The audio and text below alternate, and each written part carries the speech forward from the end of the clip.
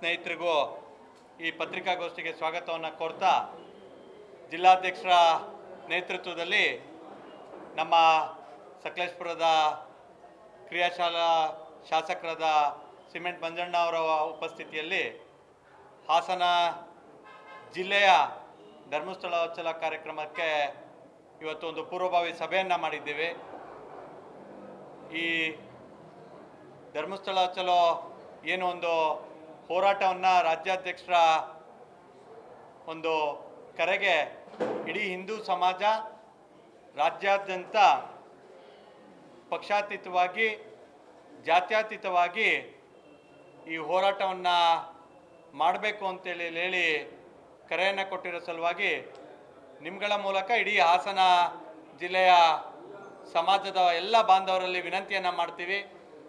1ನೇ ತಾರೀಕು ಏನು ಒಂದು ಬೃಹತ್ ಸಮಾವೇಶವನ್ನು ಶ್ರೀ ಕ್ಷೇತ್ರ ಧರ್ಮಸ್ಥಳದ ಸನ್ನಿಧಿಯಲ್ಲಿ ಆಯೋಜನೆಯನ್ನು ಮಾಡಿದ್ದೀವಿ.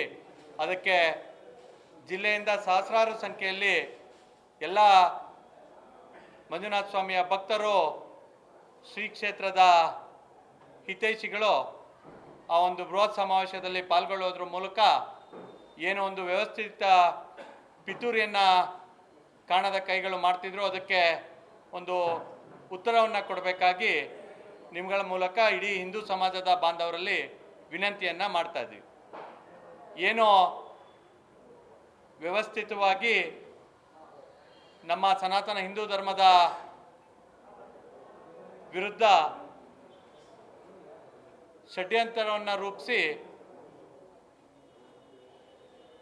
ಹಿಂದೂ ಭಾವನೆಗೆ ಧಕ್ಕೆ ಬರೋ ರೀತಿಯಲ್ಲಿ ವ್ಯವಸ್ಥಿತವಾಗಿ ಒಂದಾದ ಮೇಲೆ ಒಂದು ಅನ್ನೋ ರೀತಿಯಲ್ಲಿ ಶ್ರೀ ಕ್ಷೇತ್ರದ ಬಗ್ಗೆ ಮಂಜುನಾಥ ಸ್ವಾಮಿಯ ಮೇಲೆ ಇರುವಂಥ ಭಕ್ತಿಯನ್ನು ಎಲ್ಲೋ ಕಡಿಮೆ ಮಾಡುವ ದೃಷ್ಟಿಯಿಂದ ಒಂದು ತಂಡದ ರೀತಿಯಲ್ಲಿ ಕೆಲಸವನ್ನು ಮಾಡ್ತಾಯಿದ್ರು.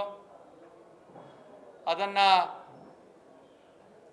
ರಾಜ್ಯದ ಜನ, ದೇಶದ ಜನ ಗಮನಿಸಿ ಅವರು ನಡ್ಕೊಂಡಂಥ ರೀತಿ, ಪ್ರತಿದಿನ ಆಡ್ತಿದ್ದಂಥ ಕಪಟಗಳನ್ನು ಗಮನಿಸಿ ಧರ್ಮದ ವಿಚಾರದಲ್ಲಿ ರಾಜಕಾರಣ ಮಾಡಬಾರ್ದು, ಆದರೆ ದೇಶ ಮತ್ತು ಧರ್ಮ ಅಂತ ವಿಚಾರ ಬಂದಾಗ ಯಾವುದೇ ಲಾಭ ನಷ್ಟಗಳನ್ನು ನೋಡದೆ ಧರ್ಮದ ಉಳಿವಿಗಾಗಿ ಭಾರತೀಯ ಜನತಾ ಪಾರ್ಟಿ ಸದಾ ಮುಂದೆ ಇದೆ. ಅದರ ಮುಂದುವರೆದ ಭಾಗವಾಗಿ ನಮ್ಮ ರಾಜ್ಯಾಧ್ಯಕ್ಷರು ಒಂದು ನಿಲುವನ್ನು ತೆಗೆದುಕೊಂಡು ಏನು ಧರ್ಮಸ್ಥಳೋತ್ಸವ ಕಾರ್ಯಕ್ರಮಕ್ಕೆ ಒಂದು ಕರೆಯನ್ನು ಕೊಟ್ಟಿದ್ದಾರೆ. ಅದರ ಅಂಗವಾಗಿ ಹಾಸನ ಜಿಲ್ಲೆಯಿಂದ 10,000ಕ್ಕೂ ಹೆಚ್ಚು ಶ್ರೀ ಕ್ಷೇತ್ರದ ಭಕ್ತರು ಮತ್ತು ಹಿಂದೂ ಸಮಾಜದ ಬಾಂಧವರು ಸೆಪ್ಟೆಂಬರ್ 1ನೇ ತಾರೀಕು ಧರ್ಮಸ್ಥಳವನ್ನು ಶ್ರೀ ಮಂಜುನಾಥೇಶ್ವರನ ದರ್ಶನವನ್ನು ಪಡೆದು ಆ ಸಮಾವೇಶದಲ್ಲಿ ಪಾಲ್ಗೊಳ್ಳೋದಕ್ಕೆ ಪೂರ್ಣ ತಯಾರಿಯನ್ನು ಸದ್ಭಕ್ತರು ಎಲ್ಲರೂ ಮಾಡಿದ್ದೀವಿ.